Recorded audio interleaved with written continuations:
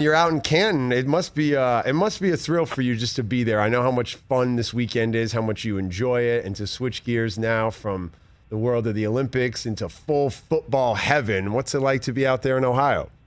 Yeah, it is. It is pretty cool being here. I mean, it's the first place, the first, I guess, assignment that I had with NFL Network actually came out here the summer before we went on the air in 2003, and it was the 40th anniversary of the Hall of Fame. And, it was just a wild experience for me for many reasons. I'd covered the Baseball Hall of Fame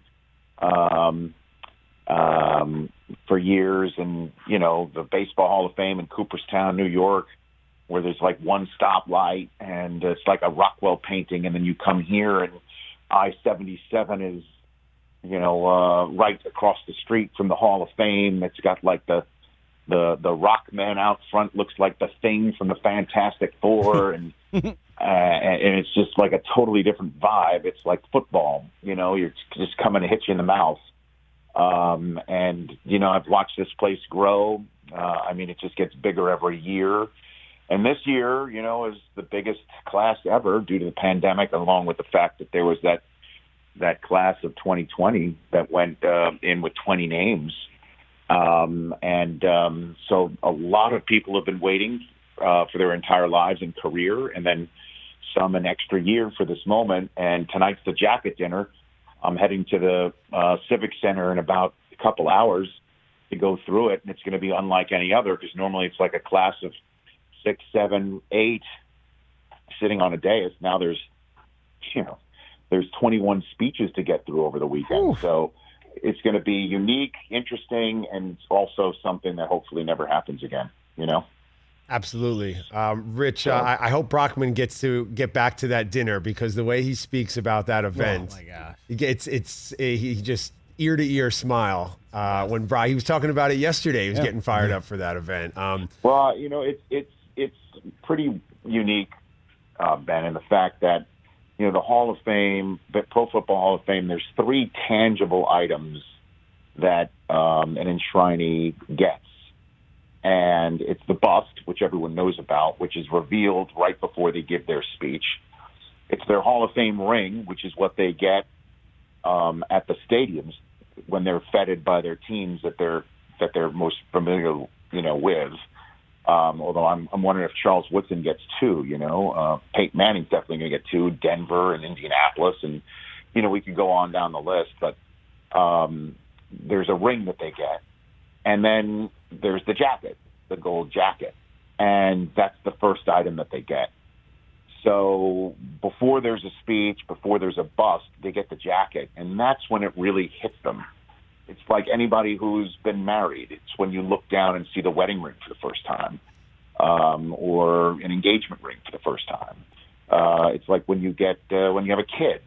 You don't know what it feels like until the child is put in your arms. Like, this truly is like that, where dreams are realized, that you're in the Hall of Fame, and it becomes tangible for the first time with the jacket. And the moments that are witnessed in front of everybody are raw and emotional.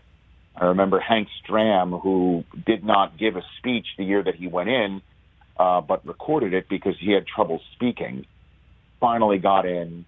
And he got up there, and his kids were with him, and they're the ones who put the jacket on him. And they huddled up and they cried together. I'm getting goosebumps just recalling it. Shannon Sharp went in, and his brother Sterling, who was on a heck of a trajectory before he got hurt.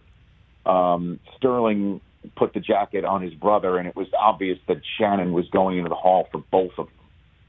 And the neat part about all of this is it's in front of all the returning Hall of Famers who are there as well, which leads to also the cool moments that, Brockman and I, and certainly Del Tufo from his years with the network as well, were able to witness as well, which is the old and the new coming together. And a perfect example of this was Deacon Jones was alive at the time when Shannon went into the Hall.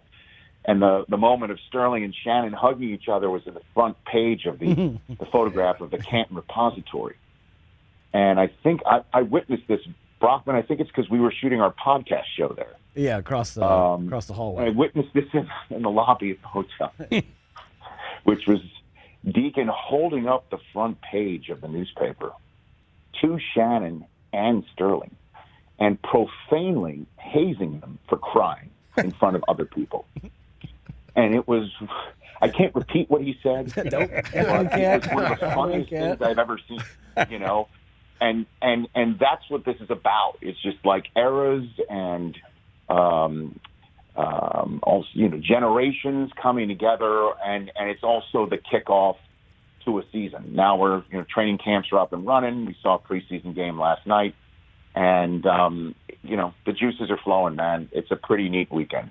It's emotional for me, Rich, watching these guys get inducted this year because I'm getting to that time in my life where these are the players from my childhood. Charles Woodson's why I applied to Michigan. It's why I wanted to go to Michigan, because of Charles Woodson. How do you tell the story of football with Charles Woodson? Where does his place in the history of the game, you think? Well, it's interesting. He's going in with Peyton Manning tonight because it was Manning who he beat out for the Heisman in that performance that maybe made you want to go to the school. And so it's kind of interesting that they're the two that are going to be bringing up the big finish for the weekend tomorrow, because they're part of the current class that goes in. 2020 is going to have their say mostly tomorrow. What he meant for Michigan, playing both ways, like legit. And then he's kind of like Deion. Deion always called himself a 5-down player. 3 on defense, then 1 receiving the punt, and then first down on offense. That's what Charles was in college. And then, went to the Raiders and was a brash young man, and then, became a grown-ass man. And one of the greatest plays in the history of the NFL occurred with the 2 greatest players in the history of Michigan in the same backfield on a snowy night in New England. You can't make that sort of stuff up. And the fact that Brady will be there watching Charles go in because he's part of Peyton Manning's personal entourage and class, and group. It's going to be star-studded, man, because Rodgers, I think, is coming for Charles. It's going to be an incredible weekend. And, boy, our cameras are just going to be looking in on stuff. And I'm really looking forward to it. And in terms of just things that you just mentioned, Ben, about, players that you remember growing up watching, Troy Polamalu, who announced he was COVID positive about a week to a week and a half ago. I don't know if he's going to be here. I hope he is, and I hope he's fine and healthy. Polamalu is the first player to go into the Pro Football Hall of Fame whose entire career has took place in the history of NFL Network. He's the first guy who came in after the networks was on the air and then, retired years later. We've never had that before. And so it's a big one for us as a group here as well, that this is going to be year 19 for NFL Network, season 19. And our 18th anniversary is coming up in November. Polamalu is a first for us, so it's pretty cool. Hey, you watched all the way to the end. Thanks for that. Watch more right here.